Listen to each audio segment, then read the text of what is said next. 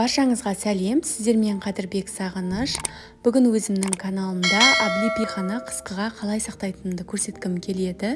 Жалпы бұл жидектің пайдасы туралы білетін шығарсыздар. Тұмауратып тұрсаңыз, өте пайдасы көп, құрамында С витамині бар. Сондықтан көшеден көріп жатырсаңыз, міндетті түрде сатып алып, қысқыға сақтап қоюға кеңес беремін. Жалпы мен бұл видеода облепиханы сақтаудың екі жолын көрсететін боламын. Біріншісі, ол жақсылап жуып тазалап алдым. Видеодағыдай етіп астына қағаз төсеп, барлығын жайып шығамын. Және де жарты сағатқа асықпай, әбден суынан сорыққанша қойып қоямын.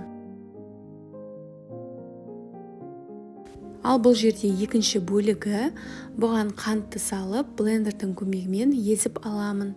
Негізінен бірінші облепиханың өзін езіп, сосын барып қантты қосуға кеңес беремін. Сол кезде сізде сұйық болып кетпейді.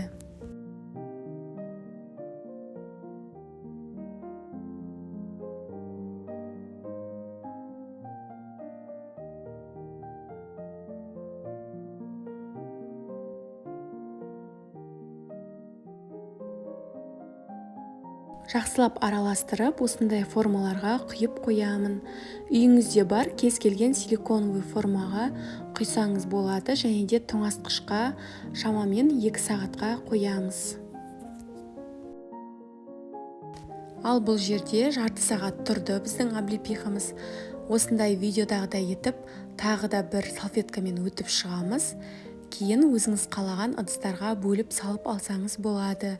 Мен 2 контейнерге бөліп саламын. Сіздерге айта кететінім, міндетті түрде толықтай суынан кепкенін қадағалаңыздар. Сол кезде сіздер тоңазытқышқа қатырған кезде бір-біріне жабыспай, өте керемет болып сақталатын болады.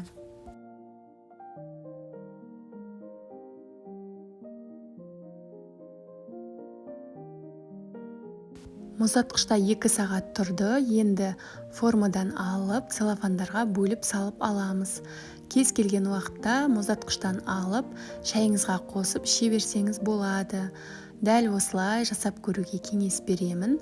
Пайдасы өте көп, тұмауратып тұрсаңыз, шай ішсеңіз керемет болып қаласыз. Ал енді осы облепихамен тәттілеп шай ішейік. Бізде пайдалы, өте дәмді шай шығады. Дәл осылай жасап көруге кеңес беремін. Егер менің видеоларым ұнаса, лайк басып, комментарий жазып кетуді ұмытпаңыздар. Және де каналыма тіркеліп алыңыздар. Жұмасына 2-3 рет жаңа рецепттармен бөлісемін.